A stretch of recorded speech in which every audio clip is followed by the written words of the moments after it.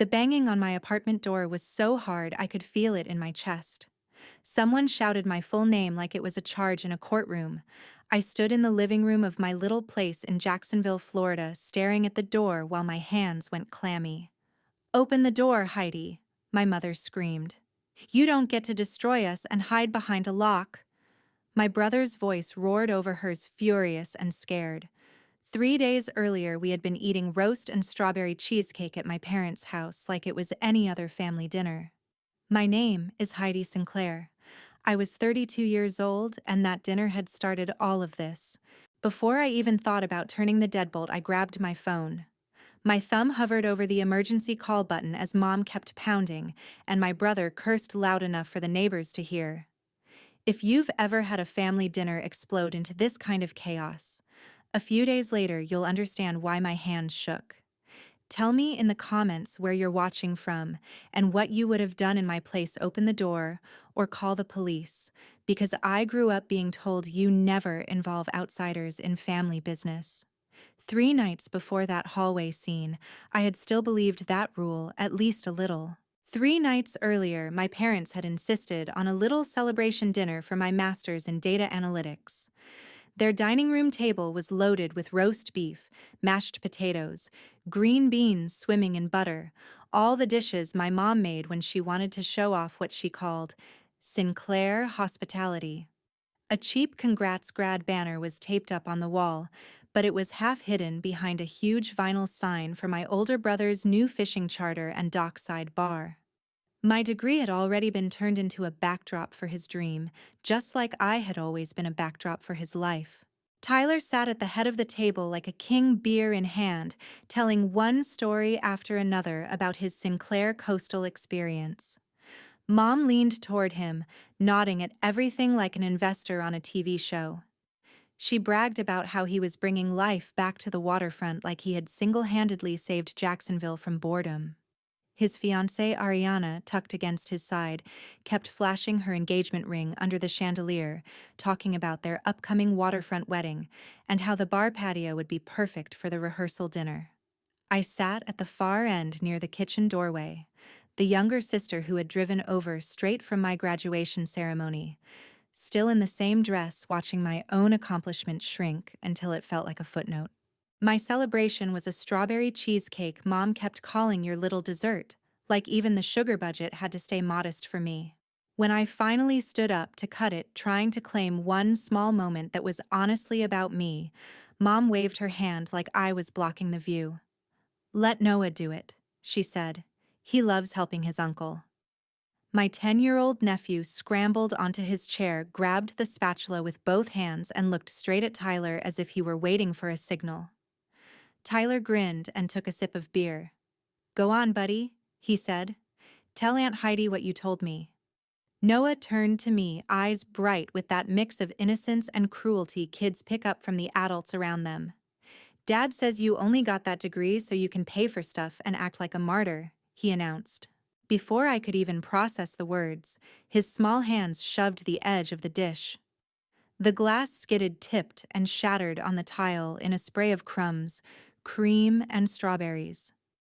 The room went silent for a heartbeat, the kind of silence that could have turned into an apology. Then Mom burst out laughing and everyone else followed. The sound rolled around the table, sharp and ugly. "Oh my God!" Ariana giggled, covering her mouth. Tyler snorted. "Guess your big moment's on the floor now," he said. I stared at the mess, my chest buzzing but strangely hollow. Mom shook her head like she was indulging a toddler. "Oh, Heidi, don't be so sensitive." She chuckled. "It's just dessert. We'll scrape it up." Dad did not look up from his phone. He just muttered, "He's 10, he doesn't know any better." Like this whole thing was accidental, even though Noah had just recited his father's line word for word.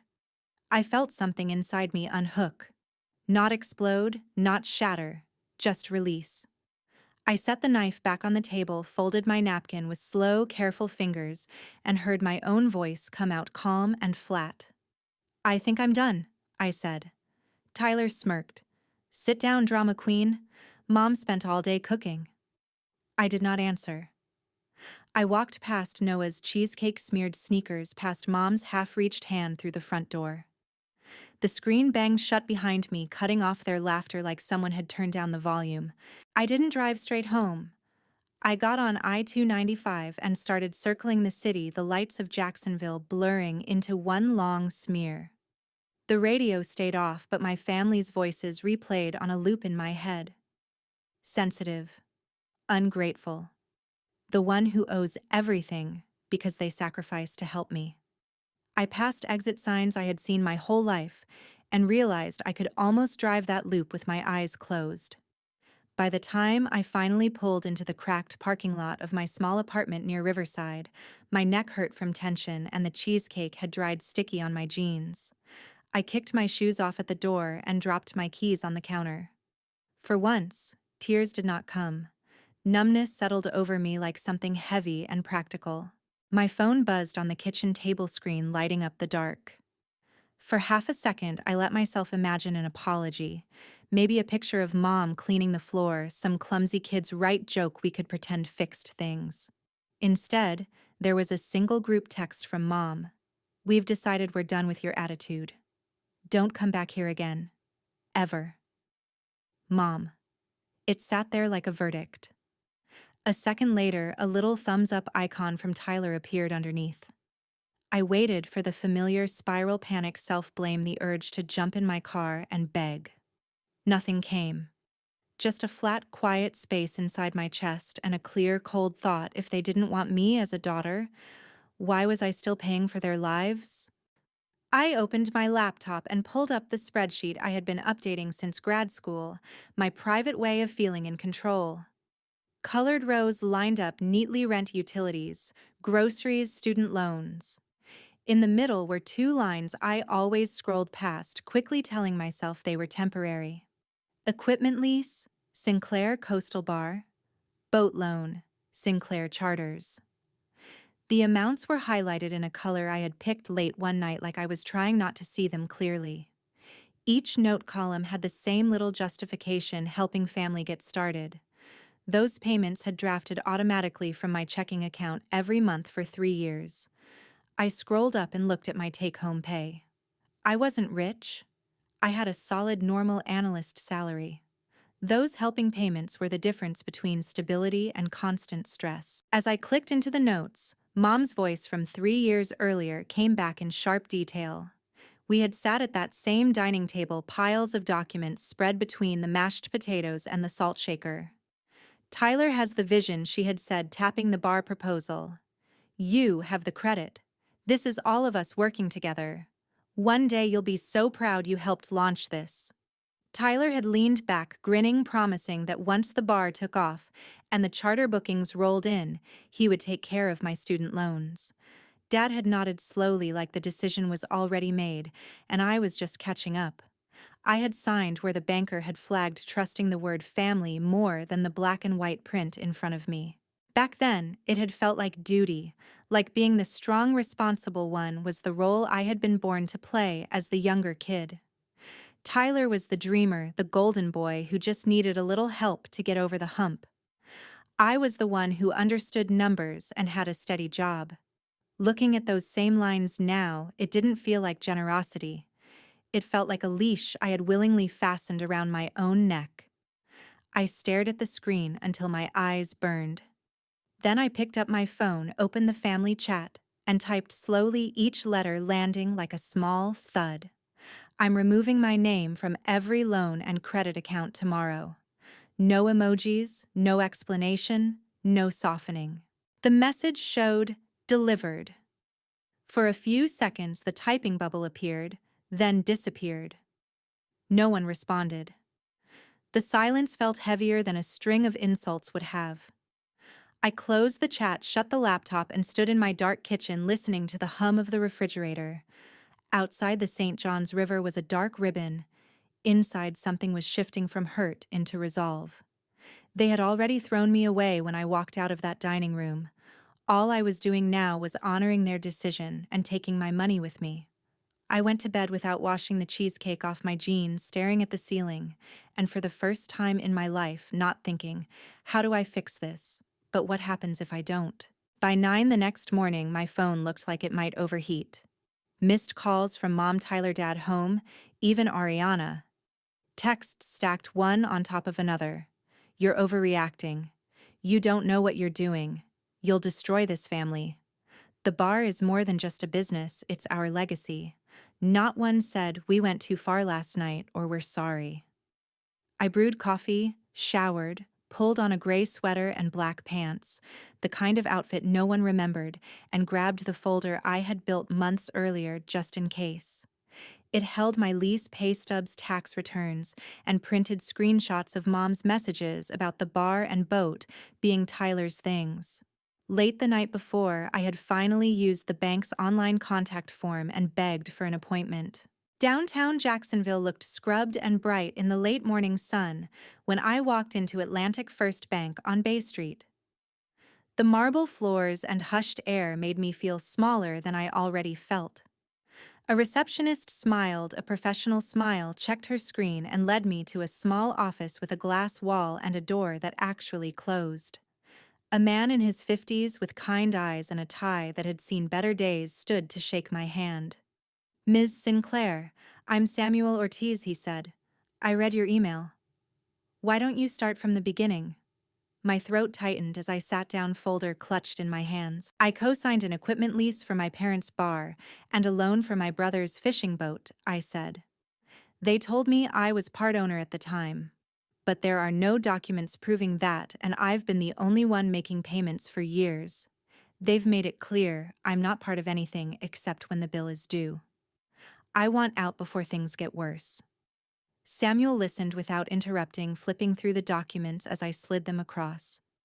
He took his time looking at my lease tax returns with only my salary, and no mention of bar profits and printed texts, where Mom wrote things like, "The bar is Tyler's honey. You just help him get started and, we couldn't have done this without your credit." He nodded slowly and turned to his computer. "You're not the first person I've seen in this situation," he said, voice low. "Family and credit can be a dangerous mix." He pulled up the accounts on his screen and confirmed what I already knew. My name sat right there beside my parents' and Tyler's, tied to thousands of dollars in equipment and a boat contract. If you can show that you have no legal stake and are not receiving any financial benefit, we can initiate a co-borrower release process, he explained. In practice, that means we freeze any new advances, require the remaining borrowers to requalify on their own, and if approved, remove your liability going forward. It wasn't as simple as pressing a button. Samuel called someone in credit risk, put them on speaker, and carefully walked through each line. They asked about my income, the payment history, whether any late notices had gone out.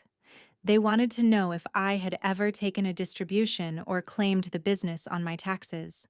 I answered no over and over, feeling the word land like proof each time. Samuel read aloud a few of Mom's texts, her own words about the bar being Tyler's dream, my role being just paperwork, and there was a pause on the other end of the line. Finally, the voice said, "If Ms. Sinclair signs a release today, and the account shows she's the sole payer with no ownership, we can allow removal of her as co-borrower. The remaining borrowers will need to sign new agreements or bring the accounts current on their own. Until then, freeze both lines to prevent additional exposure." My hand shook just enough for the pen to scratch when Samuel pushed the forms toward me. "This authorizes us to stop automatic drafts from your account immediately and start the removal process," he said.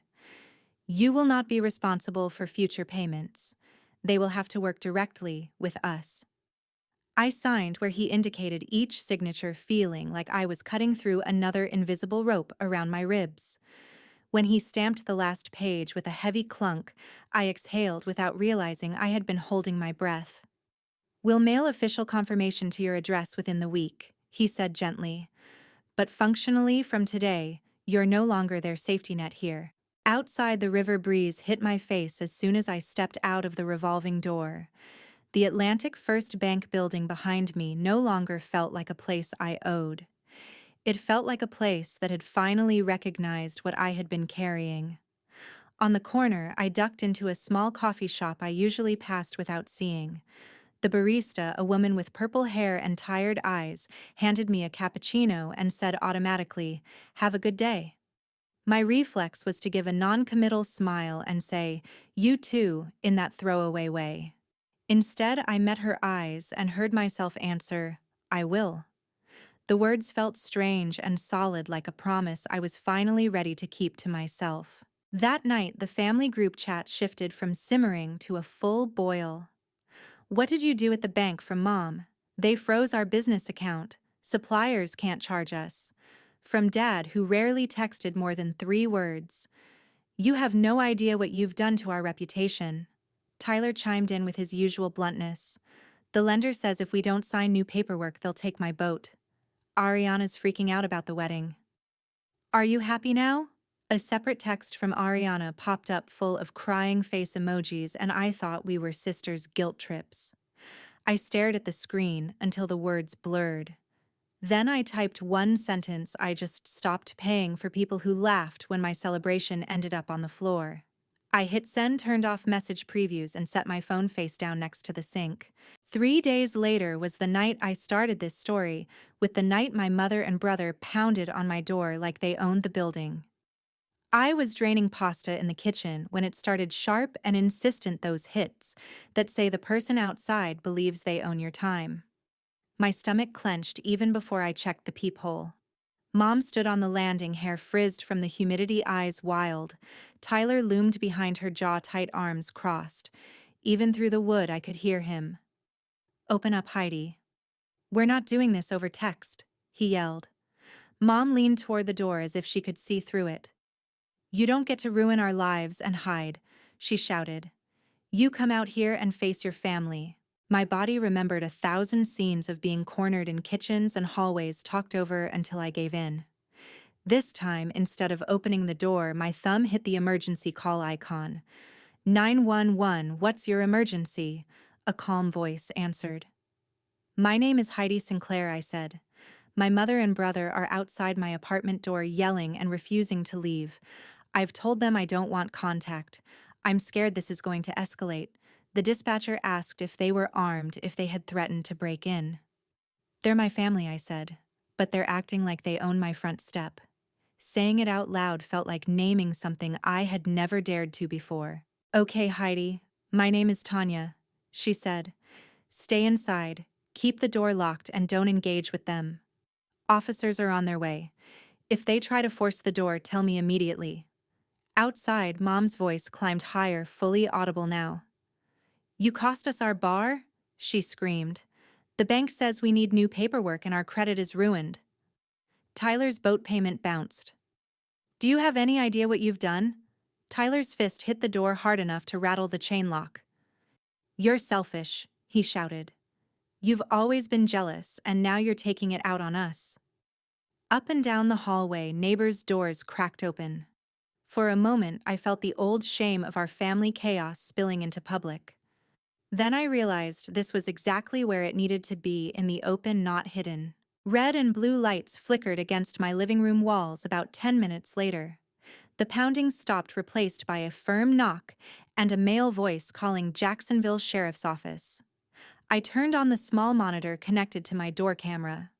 Officer Daniel Brooks stood between my mother and brother, tall and calm, his posture making it clear he was in charge. Beside him was Officer Carla Nguyen, her expression focused but not hostile. Mom launched herself at them with words. "She's my daughter," she said, pointing at my door. "She tricked us into signing things. She destroyed our business. We just need to talk sense into her." Tyler sounded like he was on the edge of tears. "They're going to take my boat. My wedding is in 3 months. She did this on purpose." Officer Brooks held up a hand. "Ma'am, sir, this is a private residence," he said. "If she's asked you not to be here, you need to leave." Mom straightened, slipping into that righteous posture she used at PTA meetings. "I have rights as her mother," she snapped. "She wouldn't even have that fancy career without us. We invested everything in that girl." Officer Nguyen looked up toward the camera. "Ms. Sinclair, can you hear me?" she asked. I pressed the intercom button, my voice sounding small in my ears but clear over the speaker. "Yes, I can," I said.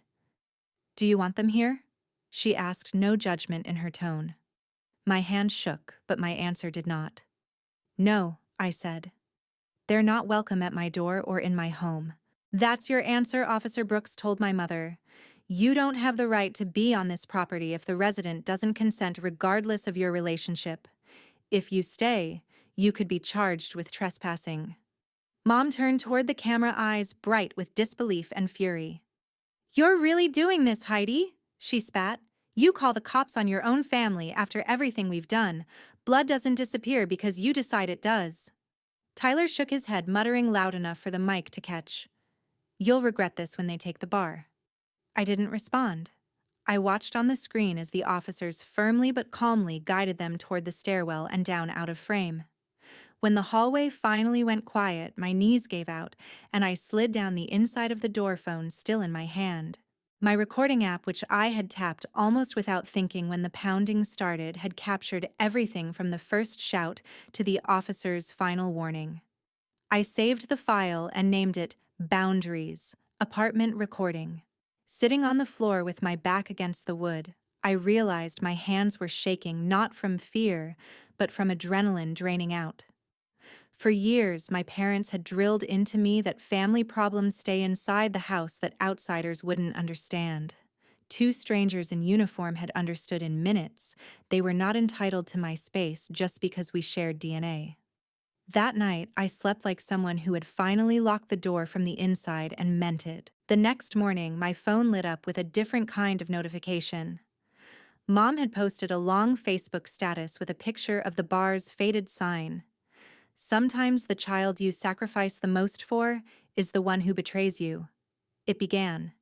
She claimed I had emptied their business accounts, abandoned them with debts, and stolen money to fund my fancy downtown apartment and degree. Comments poured in from old neighbors, church ladies I hadn't seen since youth group, distant cousins who barely knew me. "Poor Gloria, after all she's done. Kids these days are so ungrateful." One woman added, "I heard she used the bar money to buy her wardrobe for that tech job." The old version of me would have stayed up all night replying to each comment, sending screenshots pleading my case. Instead, I opened my work email. I typed a short message to my boss and immediate team. "Hi all," I wrote. "You may see personal accusations about me circulating on social media from family members. They are false and stem from a financial boundary I recently set. My accounts are in order, I am safe, and I remain committed to my responsibilities here. I appreciate your professionalism and privacy as I navigate this situation. Heidi." I hit send and closed the browser. Later that afternoon, my boss poked her head into my cubicle. "Got your email," she said quietly. "Family stuff can get messy. If you need to step out for a call or anything, just let me know. We've got your back as long as your work stays as solid as it's been." That simple, steady support felt more like family than anything I had gotten from my actual relatives in years. A week later, a thick envelope arrived in my mailbox, the kind made from heavy paper that feels serious just sitting in your hand. The return address read, Atlantic First Bank. My fingers fumbled as I tore it open. Inside was a formal letter on embossed stationery. "This letter confirms that Ms. Heidi Sinclair has been released from all liabilities associated with the commercial equipment lease for Sinclair Coastal Bar and the vessel loan for Sinclair Charters," it stated. "Effective as of the date below, responsibility for these obligations lies solely with the remaining signatories." At the bottom, Samuel Ortiz's neat signature sat above the bank seal. There was also a line noting that both accounts were restricted from further draws pending updated agreements. I traced the raised seal with my thumb, feeling the tiny ridges catch on my skin. It wasn't revenge, not really. It was documentation. Proof that my refusal to be their financial backup was recognized by something other than family narratives and guilt. A few days later, I received a brief email from Samuel. "We've added your situation anonymized to our internal training on cosigner risk and family pressure," he wrote. "Thank you for letting us help you." I sat there for a long moment staring at the screen. My story, which had always felt like a private humiliation, was now being used to teach other bankers how to protect people like me. Consequences for my parents and Tyler didn't land in one dramatic moment. They rolled in like a slow, ugly tide over the next few months. A former coworker of Mom's mentioned in passing that the bar had closed after a couple of vendors took them to court over unpaid invoices. Someone else told me they had seen stainless steel kitchen equipment being loaded onto a truck with a leasing company logo bar stools stacked beside it like an afterthought. One afternoon on my way home, I drove by the marina where Tyler's charter boat used to be. The slip was empty, the sign for his business taken down. Later, a mutual acquaintance quietly told me Ariana had called off the wedding when she found out Tyler had lied for years about who was really paying for everything. I didn't celebrate. There was no part of me that enjoyed picturing my mother in a cramped rental or Tyler working late shifts at a chain restaurant instead of posting photos from his boat. But I also didn't rush in to fix anything. Every unpaid bill, every repossessed piece of equipment, every lost opportunity traced directly back to their choices to treat my credit as theirs, my stability as disposable, my feelings as a punchline. They had wanted me to be responsible when it benefited them and obedient when it didn't. Losing the bar and the boat wasn't a punishment I engineered. It was the natural end of a story where they had written me as a permanent bailout. While their world shrank, mine quietly expanded. At Green Harbor Analytics, the tech company where I worked, I took the lead on a project predicting customer churn for a large regional client. It meant long hours spreadsheets that blurred together, and the kind of deep focus that shut out everything else. When the model we built performed better than expected, our CEO, Monica Price, stopped me after a meeting. "You're steady in a crisis, Heidi," she said. "People trust you with complicated things. That matters more than flashy talk." No one had ever framed my reliability as anything but something to exploit.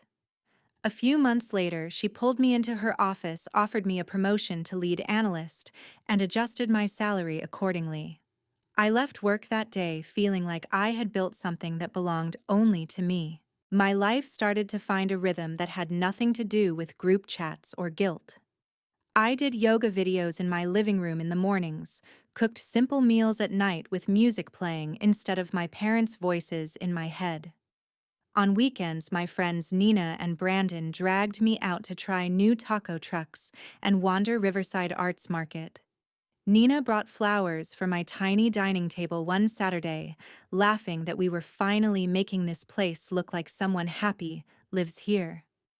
Brandon pointed at the cactus on my windowsill and said it reminded him of me, tough, low maintenance, and done putting up with people who couldn't respect basic boundaries. I started therapy where a woman with patient eyes helped me unlearn the belief that being the younger sister meant I had to be the fixer, or I was failing everyone. About a year after that dinner on a slow Sunday afternoon, my phone buzzed with a text from a number I still had saved, but had muted a long time ago. "I'm sorry for everything," it read. Just 4 words. The name above it was Tyler. There were no excuses, no jokes, no requests for money or help, just that short sentence hanging on the screen. I sat on my couch, sunlight slanting across the rug, and felt two things at once. One was the old tenderness memories of building Lego towers together, of him teaching me to ride a bike in the cul-de-sac. The other was much newer cheesecake sliding across tile, a bank account drained, a door shaking under his fist, while I spoke to Tanya on the phone. I didn't answer the text. I didn't block him either. I just let the message sit there unread in the official sense. In therapy, we talked about the difference between understanding and forgiveness. I could see the line from our parents' favoritism and constant Tyler is the future narrative to the man who thought using his little sister's credit was his birthright. I could understand how he got there, but understanding didn't erase the harm and it didn't obligate me to reopen any doors. Forgiveness, if it ever came, would be something I did quietly inside my own chest, not a performance dragging me back into the role they had written for me. Through mutual friends, I heard that my parents had moved into a small duplex on the edge of town, that Mom still told anyone who would listen that I had destroyed the family business. Tyler picked up shifts at a marina and tried half-baked side hustles that fizzled quickly. Each time someone started to update me, I held up a hand. "I don't need the details," I said. And I meant it. Their crises no longer required my attendance or my money. I didn't forgive them, not because I wanted to clutch anger like a trophy, but because forgiveness in our case would have meant putting myself back in harm's way. Now, when I walk along the river after work, watching boats move through the water and lights blink on along the Main Street Bridge, I think about how close I came to spending my entire life funding other people's dreams while they laughed at my milestones. My name is Heidi Sinclair, and I am no one's backup plan anymore. If your family treats your boundaries like an attack and your sacrifices like a given, hear me clearly, you are allowed to walk away, even if they call it betrayal, even if they post about you online, even if they swear you'll regret it. You don't owe anyone your peace just because you share a last name. Thank you for listening to my story. Share your thoughts below. What would you do if your parents chose your siblings' comfort over your entire future?